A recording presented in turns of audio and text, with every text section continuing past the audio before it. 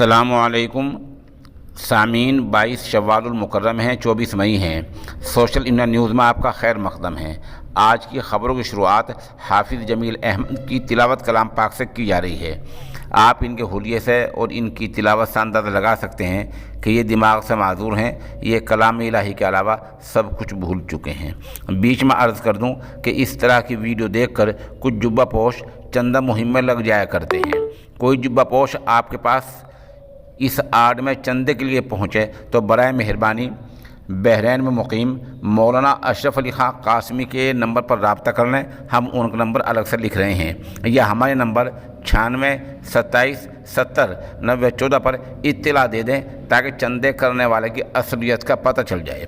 بہرحال ہم یہ بتا رہے تھے کہ حافظ جمیل صاحب دماغ سے معذور ہیں اور 2 دن تک ان کا یہ پتہ نہیں چل رہا تھا کہ کہاں کے رہنے والے ہیں۔ مولانا اشرف علی خان جو بحرین میں مقیم ہیں، قاسمی ہیں، ان کا دینی ادارہ ہے ریاض الجنہ لخدمات التربیت الاسلامیہ۔ ان کی کوششوں سے ان کا پتہ چل گیا ہے۔ حافظ جمیل صاحب تامل ناڈو کے رہنے والے ہیں۔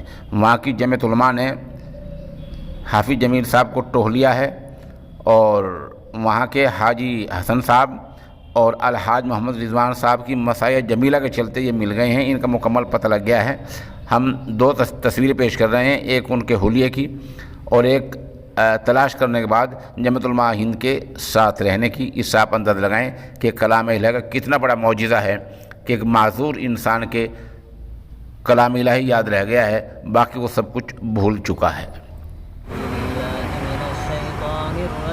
بسم اللہ الرحمن الرحیم لا اقسم بهذا البلد وانت حل بهذا البلد ووالد وما ولد لقد خلقنا الانسان في كبد ايحسب ان لن يقدر عليه احد يقول اهلكت مالا لبدا ايحسب ان لم يره احد الم نجعل له عينين ولسانا وشفتين وهديناه النجدين فلاقتحم العقبة وما أدراك ما العقبة فك رقبة